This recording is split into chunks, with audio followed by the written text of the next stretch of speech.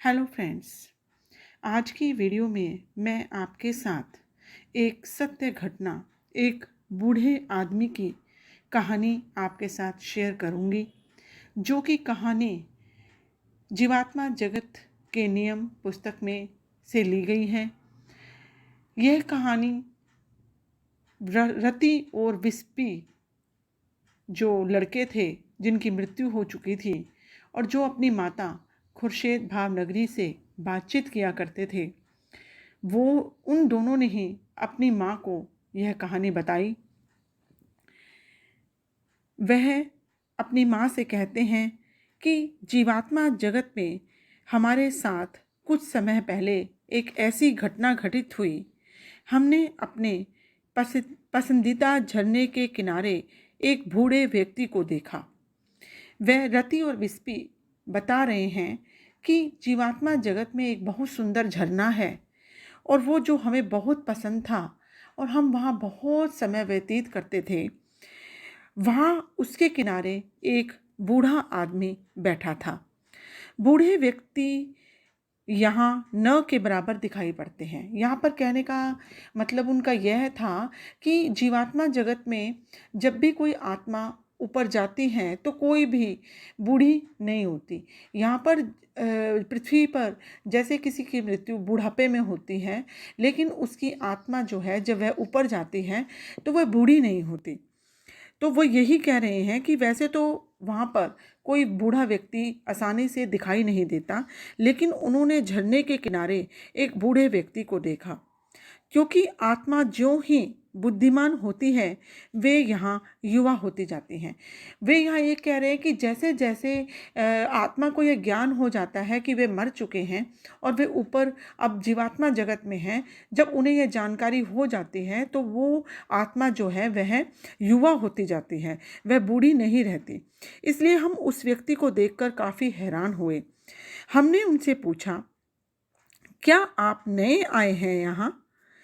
उन्होंने कहा, हाँ। नौजवान, तुम्हें यह कैसे पता?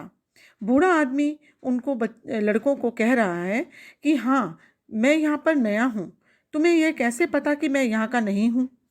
हमने कहा, यह हमारा सहज बोध है। उन्होंने कहा, तुम काफ़ी बुद्धिमान लगते हो नौजवानों, इसलिए मुझे पक्का भरोसा है कि तुम मुझे अपने घर का रास्ता बता दोगे। यहाँ बूढ़ा आदमी यह सोच रहा है कि वह गलती से यहाँ पर आ गया है, ये उसको कोई नई जगह लग रही है कि मैं यहाँ कहाँ मैं यहाँ कैसे आ गया। तो वह कहता है कि उनसे कहता है कि तुम शायद मुझे मेरे घर पहुँचा सकते हो। हमने पूछा, यानी रति एंड विस्पू ने बूढ़े आदमी से पूछा, अच्छा आपका घर कहाँ है? और उन्होंने हमें पृथ्वी पर स्थित अपने घर का पता बताया। हमने हंसते हुए उनसे कहा, सर, इस समय आप धरती पर नहीं बल्कि जीवात्मा जगत में हैं। हमने उन्हें बताया कि जीवात्मा जगत में अभी वे नए हैं। उन्होंने कहा कि ये पृथ्वी नहीं है, ये जीवात्मा जगत है और आप पृथ्वी के घर का रास्ता हमसे पूछ रहे हो।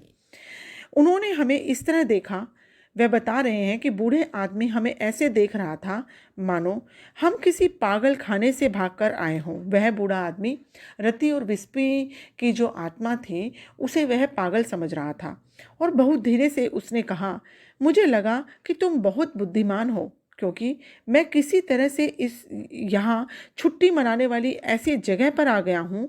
हाँ, मैं इस जगह पर नया हूँ, मैं इस जगह को नहीं जानता और मैं किस तरह इस जगह पर आ गया हूँ मुझे कुछ पता नहीं। छुट्टी? हमने कहा, सर आप छुट्टी से अपने घर वापस आए हैं। उन्होंने जवाब दिया, हे भगवान, वाकई ये लोग पागल हैं, यहाँ से निकल लेना ही ठीक रहेगा। और वह वहाँ से भाग निकले। हमें उनके बारे में काफ़ी दुख हुआ, इसलिए हमने अपनी एक उच्चतर आत्मा को बुलाया और फिर हम उस व्यक्ति के पास पहुँचे। तो जब वे उस बूढ़े आदमी को यह समझाने में असफल रहे कि आप जीवात्मा जगत में हैं, तो वो उन्होंने अपने से एक उच्चतर जो आत्मा थी, उच्च आत्मा थी, यानी कि उनसे बड़े लेवल पर जो थी, उसको बुलाया। हमें देखते ही उस व्यक्ति का चेहरा फिर पीला पड़ गया। उन्होंने कहा, हे भगवान, अब तो यह 3 पागल मेरे पीछे पड़ गए। अब मैं क्या करूं? इसके बाद उन्होंने किसी का नाम लेकर बेतहाशा चिल्लाना शुरू कर दिया। बाद में हमें पता चला कि यह पृथ्वी पर उनके बेटे का नाम था। हमने उन्हें लाख समझाने की कोशिश की कि जीवात्मा जगत इतना सुंदर हो सकता है कि मरने के बाद भी आप एक खूबसूरत जगह में रह सकते हैं, पर वे मानने को तैयार नहीं हुए। हमें कुछ और उच्चतर आत्माओं को बुलाना पड़ा और परिस्थितियों को अच्छी तरह से उसको समझा सकते थे। हम सभी इकट्ठा हुए, उन्हें हमने एक एक चीज़ बताई, उनके आसपास की चीज़ों को दिखाया। थोड़े समय के बाद उन्हें हम पर भरोसा हो गया और उन्हें इस बात पर यकीन हो गया कि हम सच कह रहे थे।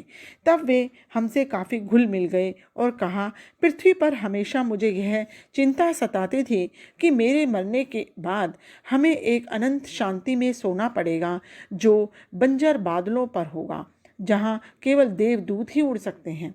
हमें उनकी बातों पर हंसी आई। हमने उनसे कहा, हमने कभी यहाँ किसी देवदूत को उड़ते नहीं देखा।